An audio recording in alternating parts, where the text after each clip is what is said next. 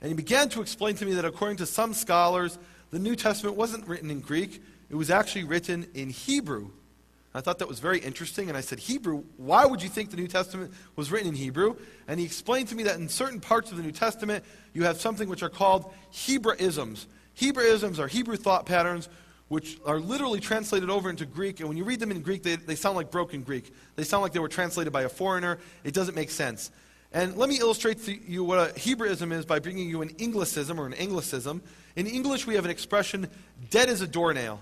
Now imagine if I translated the phrase dead as a doornail into Chinese, and the Chinaman would come along and read, dead as a doornail? How dead is a doornail? What is that? It doesn't mean anything in Chinese, at least as far as I know from Chinese, but it certainly doesn't mean anything in Hebrew. And that's what a Hebraism is, these expressions and thought patterns that are translated over into Greek, and they make no sense in Greek. And what that means is you can read certain parts of the New Testament and see that they're clearly translated from another language, from similar sounding Hebrew words, use them with different meanings in the same passage, and that creates a beautiful poetical style and a flow to the passage. And every ancient document written in Hebrew has these Hebrew word puns. The question is, though, what are they doing in a book that's supposedly translated from Greek? Well, first let's look at some examples of Hebrew word puns. The Tanakh, the Old Testament, is full of Hebrew word puns. Literally every page of the Tanakh has Hebrew word puns. For example, in chapter 2, it says, the first man was called Adam, and it says he was taken from the ground, Adamah. Adam, Adamah, man, ground. That's a classic Hebrew word pun. Two similar sounding Hebrew words with different meanings. Classic Hebrew word pun. When you read it in Hebrew, it flows and it's beautiful, and it makes perfect sense. Another Hebrew word pun appears at the end of Genesis 2. It says, the man and his wife were naked. Naked in Hebrew is arumim. In the very next verse it says, the snake was clever. Clever in Hebrew is arum. Arumim, arum. Two similar sounding Hebrew words with different meanings. Classic Hebrew word pun. Now in these last two examples, the Hebrew word pun really is just brought in to beautify the text, to make it flow and sound poetic. Sometimes, though, the Hebrew word pun is intricately interwoven into the actual message of Scripture. For example, in Jeremiah chapter 1, we read, and the word of Yehovah came to me, saying, what do you see, Jeremiah? And I said, I see an almond branch. And Yehovah said to me, you have seen well, for I am diligent to do my word. Now, when you read this in English, it makes absolutely no sense. What is the almond branch doing there? It's like a red herring. What is that almond branch doing in the prophecy? What does it have to do with diligence? Well, in Hebrew, it's immediately obvious, because almond is shaked, and diligent is shoked. Shaked, shoked, two similar sounding Hebrew words with different meanings. Classic Hebrew word pun. Well, of course, Genesis and Jeremiah have Hebrew word puns. They were written in Hebrew. But what they found is that Shem Tov's Hebrew Matthew also has Hebrew word puns. For example, and we're just going to bring a few examples, but there are many, many examples. Matthew chapter 9, verse 8, and the crowd saw and they feared very much. Now, when you read this in English, you say, okay, what's the word pun? But in Hebrew, it's immediately obvious. And they saw his vayiru, and they feared his vayiru. Two similar sounding Hebrew words with different meanings. This is a classic Hebrew word pun. But what is this doing in a book that was supposed to be translated from Greek? It shouldn't be there, should it?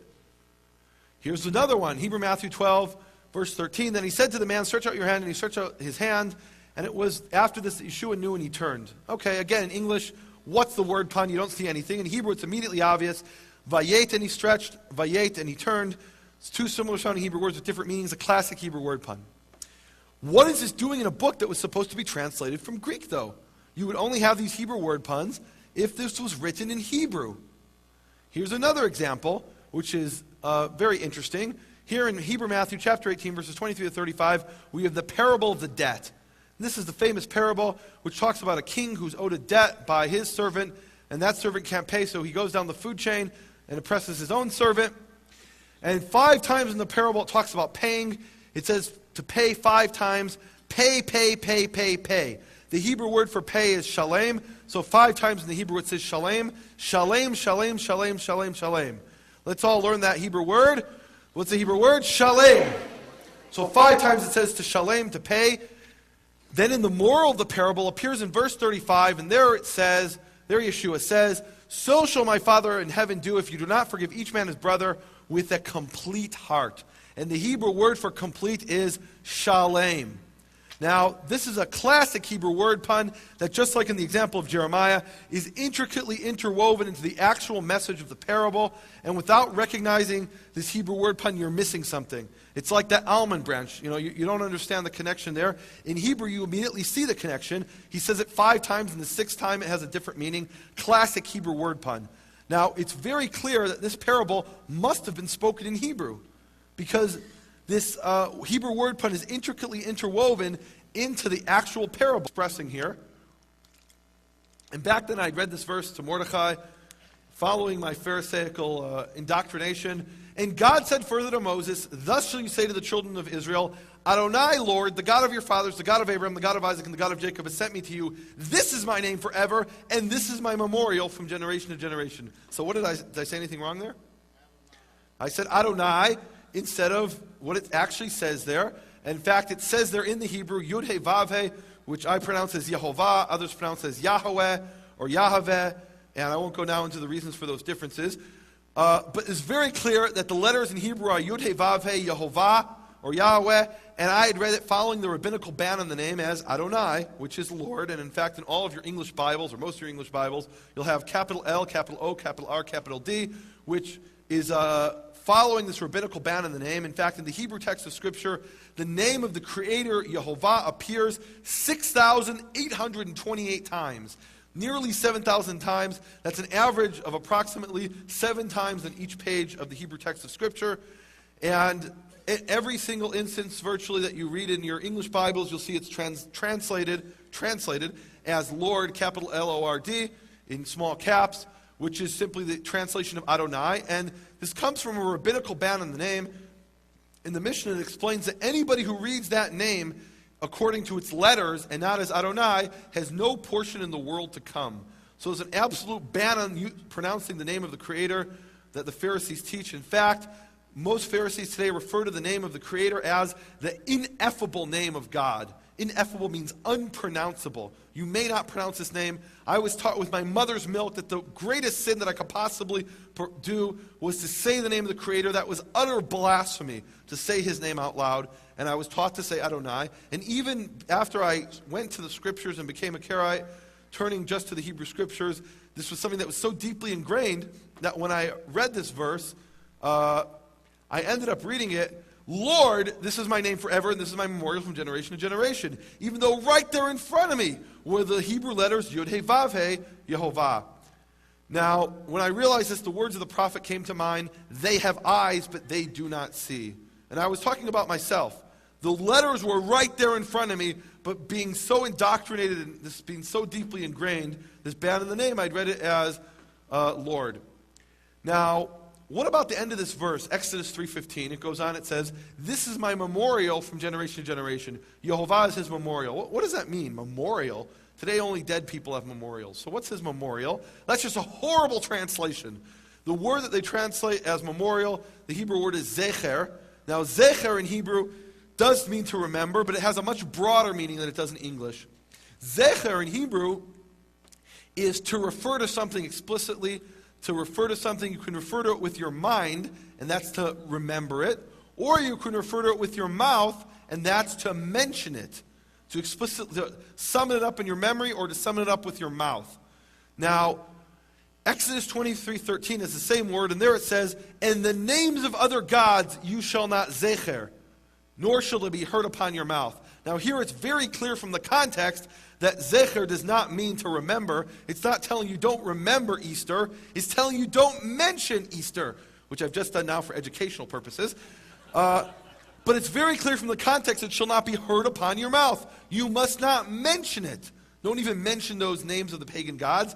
And when we're talking about the God of Israel, what it's saying is, this is my name forever. This is my zecher, my mention from generation to generation. What that means is, whenever we summon up His name, whether in our minds or in our mouths, whenever we refer to Him, we must refer to Him by His name, which is Yehovah, or others pronounce Yahweh. But it's very clear that His name is not Lord. That's just a title. Hebrew versus Aramaic. This is something that's gotten a lot of attention recently. The Aramaic question. How many people here have seen the movie The Passion of the Christ? Okay, a good number of people. In the movie The Passion of the Christ, what language did Jesus of Nazareth speak? Right, he spoke Aramaic. Okay. So, well, I think we should stop the discussion here because it wouldn't be right for me to argue with such a great Hebrew scholar as Mel Gibson. But seriously, Mel Gibson went and he talked to, I'm sure, experts who told him that in the first century Yeshua spoke Aramaic. And why is it that he thought that, or why is it that his experts thought that? And here's one verse that has a lot of people very much confused. Acts 26, 13 to 14. This is a famous vision that Shaul has, that Paul has on the road from Damascus. And there Paul describes his vision. He says, "About noon as I was on the road, I saw a light from heaven, brighter than the sun, and I heard a voice saying to me in Aramaic, 'Shaul, Shaul, why do you persecute me?' And Shaul describes that he says that he asked who's speaking, and he explains that the answer was that Yeshua is speaking. So according to and by the way, this is the NIV translation, which I'm sure you all know it stands for the nearly inspired version. Now, according to the NIV translation, what language did Yeshua speak to Shaul in? According to the NIV, Yeshua spoke to Shaul in Aramaic. Well, let's get to the bottom of this, because if you look at other translations, you probably already know that they don't have the word Aramaic.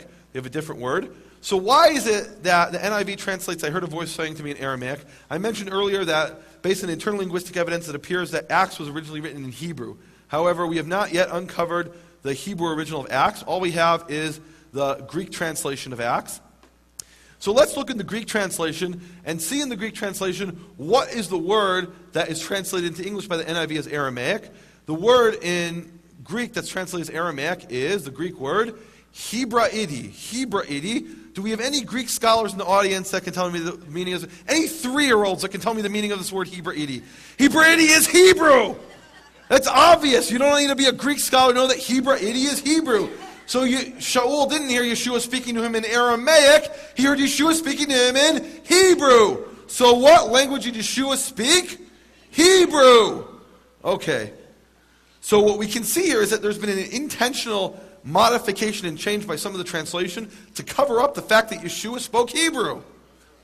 Now, here's another verse that has a lot of people confused. Psalm 22. And there we read the statement, my God, why have you forsaken me?" And where is that familiar from? Of course, everyone knows that's Yeshua's dying words. Yeshua's dying words, my God, why have you forsaken me?" And let's look at how these appear in the Greek. In Matthew 27, verse 46, we read, "Yeshua cried with a loud voice, saying, Eli, Eli, lama sabachthani?" That is to say, my God, why have you forsaken me?" Now, from the words "that is to say," you already know that the Greek is translating something from a foreign language. And in fact, the words, Eli, Eli, lama sabachthani, those 4 words are not Greek words. Those are foreign words that are quoted in the Greek. And in fact, those words are Aramaic. So if we looked at this verse, it sounds like, if we looked at it in the Greek, it sounds like Yeshua must have spoken Aramaic. His dying words were in Aramaic. Let's look at the Hebrew, though. We've already seen the Greek doesn't always match the Hebrew. In Hebrew, Matthew 27:46, it says, Yeshua cried with loud voice, saying in the holy language, Eli, Eli, lama azavtani. Now, Eli, Eli, lama azavtani, that's Hebrew. So in Hebrew, Matthew, his words are quoted in Hebrew. And not only are they quoted in Hebrew, but his words are specifically identified as being spoken in the holy language. Now, throughout history, Hebrew has been known primarily by 2 names, Ivrit, which is just the Hebrew word for Hebrew, and the holy tongue, Lashon HaKodesh, the holy language of the holy tongue. So, according to Hebrew Matthew, Yeshua spoke his final words in Hebrew, and not only that, but it's specifically identified as the language he's speaking in Hebrew, just like in Acts, it says Yeshua cried out speaking in Hebrew. Well, what's going on here? And really, we can't go into we can't get to the bottom of this topic today. We're just going to present the tip of the iceberg. And really, when we look at this and we follow this to its logical conclusion, we get an entire new understanding of that final scene as Yeshua's dying, of what happened there. But we'll look at just the preliminary information. So, my God, why have you forsaken me? These words are quoted in the Greek text in Aramaic. The Greek text quotes these words in Aramaic. That's a fact. The second fact we have is that the Hebrew text quotes these words in Hebrew and specifically states that these words were spoken in Hebrew. So how could both these statements be true? Or can they both be true? Well, actually, they can both be true.